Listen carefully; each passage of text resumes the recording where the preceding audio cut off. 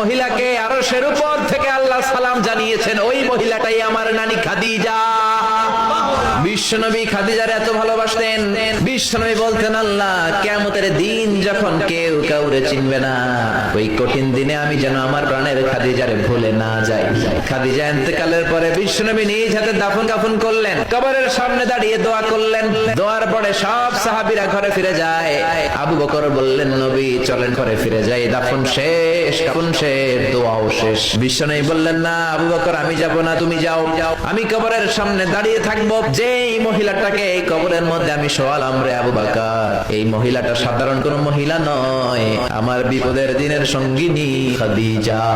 মক্কায় এই মহিলাটাই আমার হাতে প্রথমে কালিমা পড়ে ইসলাম ধর্ম গ্রহণ করেছে। মক্কায় কেউ যখন আমারে সাহায্য করে নাই, তখন আমার খাদিজা আমারে ভুলে নাই। কেউ যখন আমারে শেল্টার দেয় নাই, সাহায্য করে নাই, খাদিজা আমারে সাহায্য করেছে। মক্কার লোকেরা 3 বছর শিয়াবে আবি তালেব আমার জেলের মধ্যে রেখেছিল। আমার কলিজার টুকরা বিবি খাদিজা ওই জেলখানার ভিতরে আমার সাথে ছিল। আবু বকর, তোমার মনে চাই তুমি ঘরে ফিরে যাও, আমি এখানে দাঁড়িয়ে থাকবো। আমি দাঁড়িয়ে দাঁড়িয়ে খাদিজার কবরের 3টা প্রশ্নের জবাব আমি বিশ্বনবী নিজে দিয়ে তারপরে ঘরে ফিরে যাব রে আবু বকর।